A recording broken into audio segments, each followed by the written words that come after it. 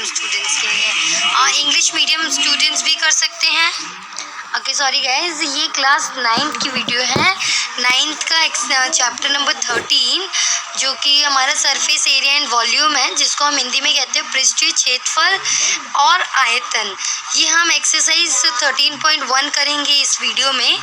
इसका question number 1। Okay, तो चलिए स्टूडेंट्स, हम ये क्वेश्चन स्टार्ट करते हैं। कैसे करना है इसमें देखिए, सबसे पहले तो मैं आपको बता दूं, कुछ स्टूडेंट्स जो अभी नए हिंदी मीडियम में गए होंगे या फिर बच्चों को हिंदी मीडियम में थोड़ी प्रॉब्लम होती है वर्ड्स की, तो नॉट टू वरी, क्योंकि मैं इंग्लिश और हिंदी दोनों में मिक्स करके बताऊंगी, तो आपको कोई भी प्रॉब्लम नहीं आएगी।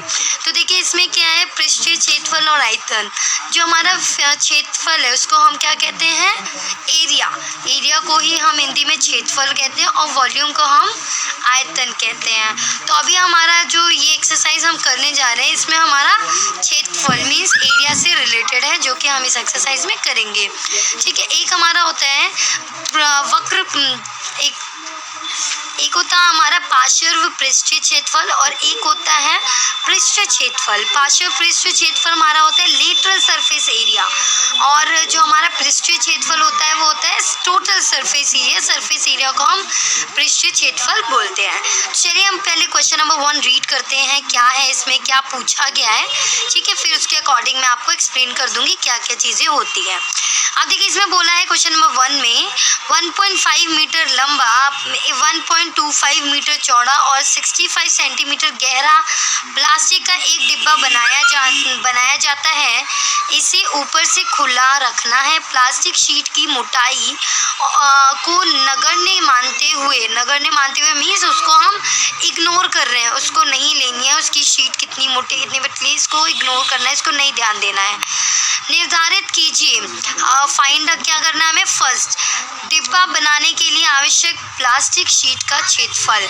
मतलब जो हमें जो बॉक्स बनाना है, जो डिब्बा बनाना है, उसमें कितना क्षेत्रफल, कितने एरिया की शीट की हमें रिक्वायरमेंट है, कितना प्लास्टिक शीट हमें चाहिए। दूसरा हमें पूछा है इस शीट का मूल्य, यदि 1 मीटर स्क्वायर शीट का मूल्य ₹20 है। देखिए पूरी शीट, जितनी हमें शीट चाहिए उसका कितना दाम लगेगा। अगर 1 मीटर स्क्वायर शीट जो है 20 रुपये की है, तो हमें कितना पैसा लगेगा उस शीट को लेने में, और उस बॉक्स को बनाने के लिए जो शीट चाहिए वो कितने रुपए की आएगी। ठीक है, सबसे पहले हमें क्या पूछा गया, क्षेत्रफल किसका, प्लास्टिक शीट, जो हमें शीट चाहिए डिब्बे को बनाने के लिए, उसका कितना क्षेत्रफल होगा। तो देखिए स्टूडेंट्स, इसमें हमें लंबाई दी हुई है बॉक्स की, जो डिब्बा है उसकी लंबाई दी हुई है, उसकी चौड़ाई दी हुई है, और उसका कितना गहरा है ये दिया हुआ है हमें। ठीक है, तो ये हमें ये सारी चीज़ें दी हैं। अगर देखिए हमारा बॉक्स होता कुछ इस तरीके का, ठीक है, ये इसी तरीके के हमारे बॉक्स होते हैं। देखिए आपकी जो ये बॉक्स है, ये बॉक्स 2 तरीके का हो सकता था, एक तो क्यूबॉइड की शेप में और एक क्यूब की शेप में। मतलब क्यूबॉइड मतलब होता है आपका घनाभ, और क्यूब मतलब होता है आपका घन। देखिए क्यूबॉइड मतलब घनाभ, एक इस शेप में हो सकता है, और एक आपका हो सकता है क्यूब, जिसको हम कहते हैं घन। ठीक है, अभी देखिए क्यूबॉइड क्या होता है, जिसकी लेंथ, वो लंबाई, चौड़ाई और गहराई अलग अलग होती है, वो हमारा क्या होता है, घनाभ होता है। और जिसकी लंबाई, चौड़ाई और गहराई तीनों बराबर होती है, उसको हम कहते हैं घन, मतलब क्यूब। मतलब क्यूब की सारी साइड्स इक्वल होती है और क्यूबॉइड की सारी साइड्स अलग अलग होती हैं। ठीक है, तो हमें क्या दिया हुआ है, देखिए लंबाई अलग है, चौड़ाई अलग है, गहराई अलग दी हुई है, तो इसलिए ये हमारा किस शेप में होगा, घनाभ के शेप में होगा, मतलब क्यूबॉइड के शेप में। पहली चीज़ तो ये समझ में आ गई। चलिए देखिए स्टूडेंट्स, इसमें क्या होगा, हमारा सबसे पहले हमें पता होना चाहिए जो हमारा घनाभ है उसका दो सरफेस एरिया होता है। एक तो हमारा ये होता है सरफेस एरिया मीन्स पृष्ठीय क्षेत्रफल, एक होता है हमारा पृष्ठीय क्षेत्रफल, एक होता है हमारा पार्श्व पृष्ठीय क्षेत्रफल। अब देखिए घनाभ का पृष्ठीय क्षेत्रफल क्या होता है हमारा, 2 × LB + BH + HL। यहाँ पे मैं इंग्लिश में भी लिख देती हूँ, सरफेस एरिया। ओके, अब देखिए पार्श्व पृष्ठीय क्षेत्रफल होता है हमारा लेटरल सरफेस एरिया। ये होता है हमारा पार्श्व पृष्ठीय क्षेत्रफल। देखिए हमारा पार्श्व पृष्ठीय क्षेत्रफल क्या होता है, lateral surface area 2 into L plus B into H, ये होता है हमारा पार्श्व पृष्ठीय क्षेत्रफल मीन्स लेटरल सरफेस एरिया। अब देखिए इन दोनों में क्या डिफरेंस होता है, क्या अंतर होता है सरफेस एरिया में और क्या अंतर होता है लेटरल सरफेस एरिया में, ये आपको पता होना बहुत ज़रूरी होता है। देखिए जो हमारा लेटरल सरफेस एरिया होता है इसको हम एरिया ऑफ 4 वॉल्स भी कहते हैं। क्या बोलते हैं, एरिया ऑफ 4 वॉल्स, मतलब जो हमारी 4 दीवारें हैं सिर्फ उनका एरिया जब हमें बोला हो तो वहाँ पे हम पार्श्व पृष्ठीय क्षेत्रफल लगाते हैं। जब ऊपर टॉप भी ओपन रहता है और बॉटम भी, मतलब जो ऊपर वाला ढक्कन है वो भी खुला रहेगा और नीचे वाला भी खुला रहेगा, तो उस केस में हमारा क्या होता है, पार्श्व पृष्ठीय क्षेत्रफल मीन्स लेटरल सरफेस एरिया लगता है। ठीक है, लेटरल सरफेस एरिया का मतलब ये और वो साइड और ये साइड, ये चारों साइड। लेकिन जहाँ हमारा सरफेस एरिया आ गया वहाँ ऊपर और नीचे का दोनों का जुड़ जाता है। ठीक है, इसमें ये सारी की सारी चारों दीवारें प्लस ऊपर का और नीचे का दोनों ऐड हो जाता है। ये हमारा होता है टोटल सरफेस एरिया में, और पार्श्व पृष्ठ में क्या होता है, ऊपर और नीचे का हट जाता है। ठीक है, अब देखिए इस क्वेश्चन में हमें क्या कहा गया है, ध्यान से। लंबा है इतना, ये चौड़ा है और इतना गहराई है, एक प्लास्टिक का डिब्बा। अगर ये ऊपर से खुला है, क्या है, ये सिर्फ ऊपर से खुला है, नीचे से नहीं खुला है। कहाँ से खुला है, सिर्फ एक जगह से। तो ये ना तो हमारा पृष्ठीय क्षेत्रफल लग सकता है ना तो पार्श्व लग सकता है, क्योंकि पार्श्व का मतलब क्या हो गया, सिर्फ 4 साइड्स। ठीक है, और दोनों तरफ से ओपन, ऊपर से भी और नीचे से भी। लेकिन हमें क्वेश्चन में क्या कहा है, सिर्फ एक तरफ से ओपन है, नीचे से बंद है वो। और पृष्ठीय क्षेत्रफल में क्या होता है, ऊपर नीचे सब मिला लेते हैं। तो इस केस में हम क्या कर सकते हैं स्टूडेंट, बहुत ध्यान से समझ लीजिए। अगर आपको ये समझ में आ गया तो आप आगे के आने वाले क्वेश्चंस भी इजीली अच्छे से कर सकते हैं।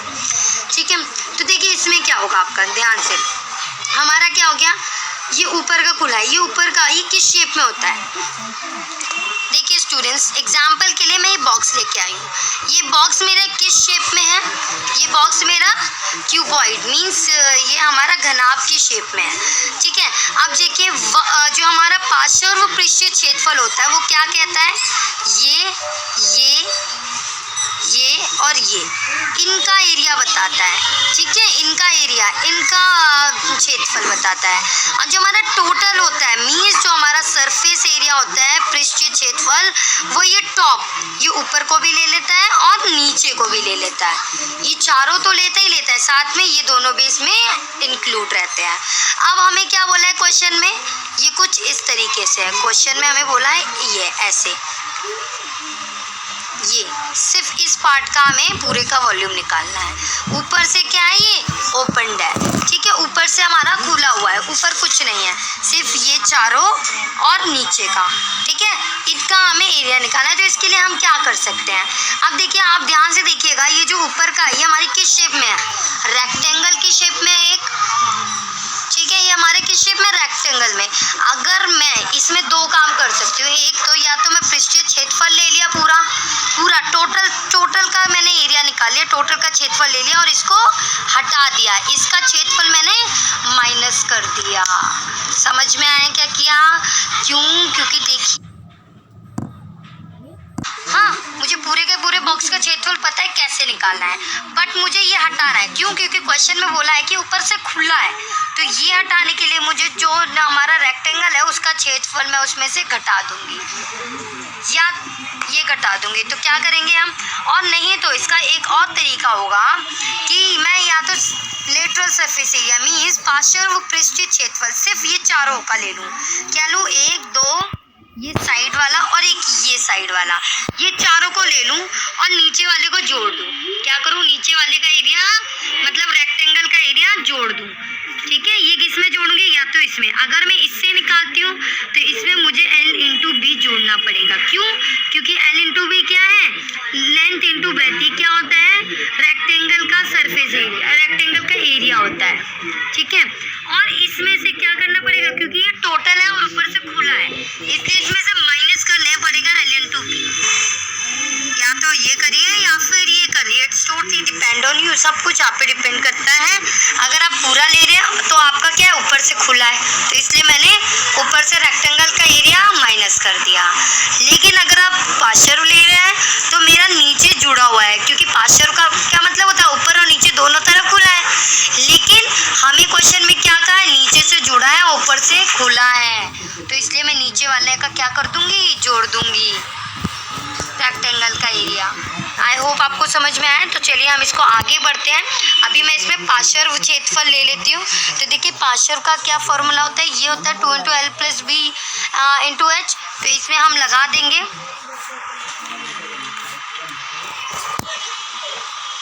डिब्बे का क्षेत्रफल। डिब्बे का क्षेत्रफल क्या होगा, ठीक है, जो बोला गया है उस वाले डिब्बे का, ठीक है। इस डिब्बे में क्या है, ऊपर से खुला है और नीचे से बंद है, तो इसमें क्या करेंगे 2 × L + B × H प्लस क्या कर देंगे, प्लस कर देंगे, क्योंकि ये तो चारों का है, हमें नीचे का भी जोड़ना है। तो तो ये हो जाएगा लेंथ × ब्रेथ, क्योंकि जो रेक्टेंगल का है उसका एरिया यही होता है, एक रेक्टेंगल का क्षेत्रफल यही होता है।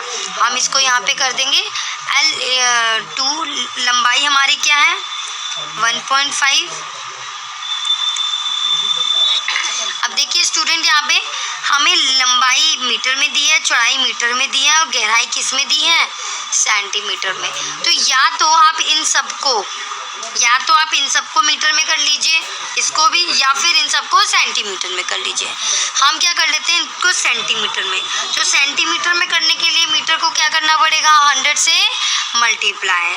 तो 1.5 को जब हम 100 से मल्टीप्लाई करेंगे तो ये बन जाएगा 150 सेंटीमीटर, और इसको जब 100 से करेंगे ये हो जाएगा 125 सेंटीमीटर, और ये आपका ऑलरेडी सेंटीमीटर में गिवन है, दिया हुआ है।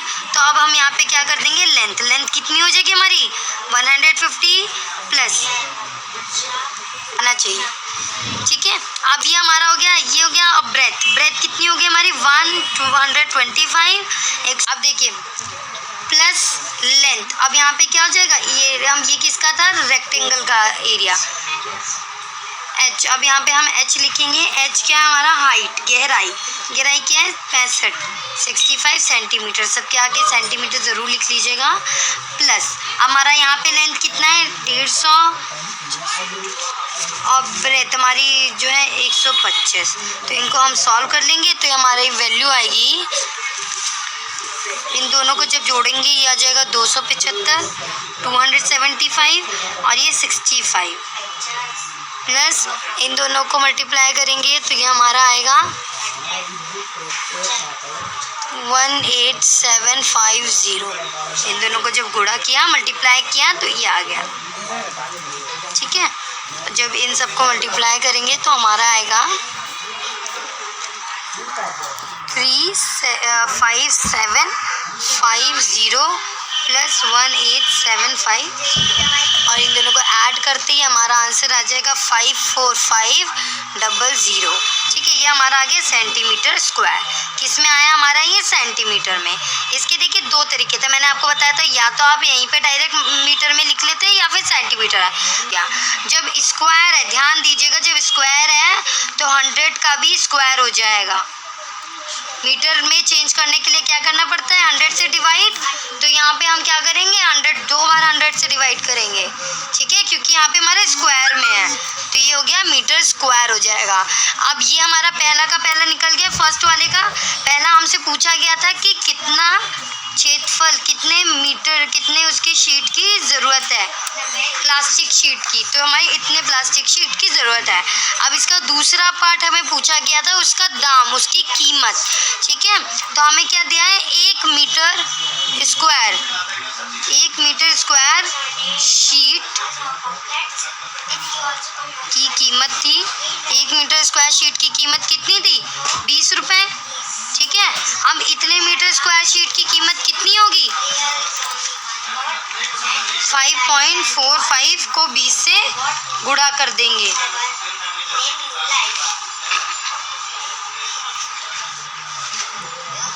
ये हमारा रेट में आ जाएगा। जब इनको गुणा करेंगे, इनको मल्टीप्लाई करेंगे तो हमारा आ जाएगा 109 रुपीज़, 109 रुपये, ठीक है। ये ये हमारा इसका दूसरे का आंसर आया। आई होप आपको समझ में आया। अगर आपको समझ में आया